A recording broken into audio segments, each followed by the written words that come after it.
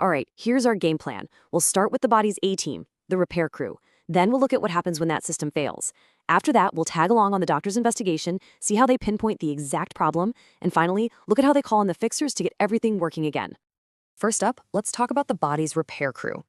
Before we get into all the ways things can go wrong, we've got to understand what it looks like when everything goes right. This whole process is called hemostasis, and it is an incredibly fine-tuned system.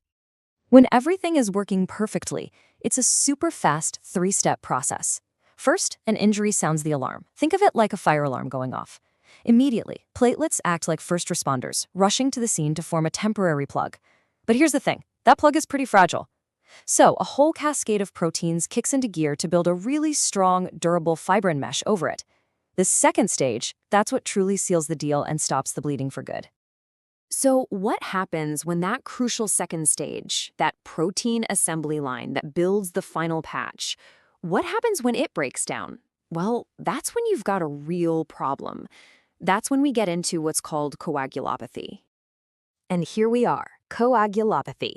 This isn't a problem with the initial platelet workers who show up first. Nope.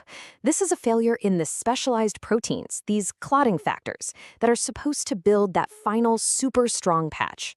Without them, the repair job just never gets finished.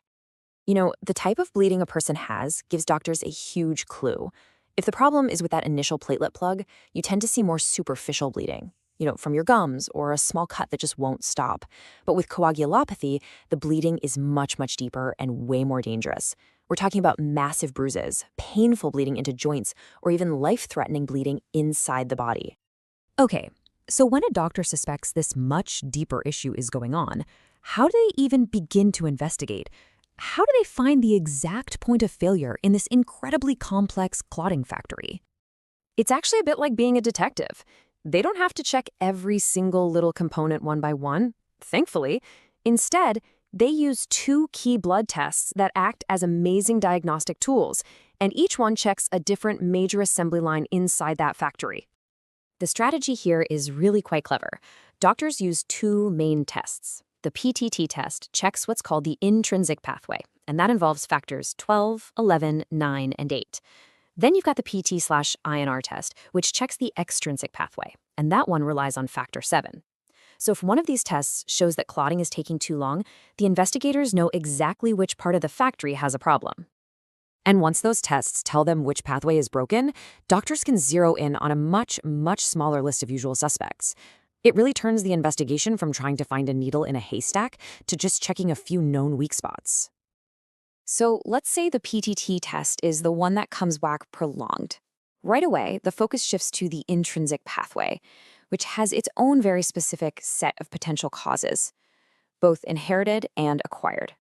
Now, the inherited causes are probably the most famous ones, like hemophilia A and B, where the body just doesn't produce enough of a key factor. But the problem can also be acquired, meaning it happens later in life. This could be from a drug like heparin, or it could happen when the body's own immune system gets confused and creates antibodies that actually block its own clotting factors from doing their job. But what if it's the other way around? What if the PTT is totally normal, but the PT/INR test comes back prolonged? Well, the investigation takes a completely different turn, and it usually points to one main culprit. And that culprit is often a vitamin K deficiency. See, the liver needs vitamin K to produce a bunch of these clotting factors. But factor 7, the star player in this pathway, has the shortest lifespan of them all. That means when your vitamin K levels drop, factor 7 is the very first one to disappear. And that's what causes that prolonged PT time. This can be triggered by things like poor nutrition, certain antibiotics, or even the drug warfarin. Okay, but what if the whole factory is in complete chaos? What happens when both tests come back prolonged, telling you that both the intrinsic and the extrinsic pathways are failing at the same time?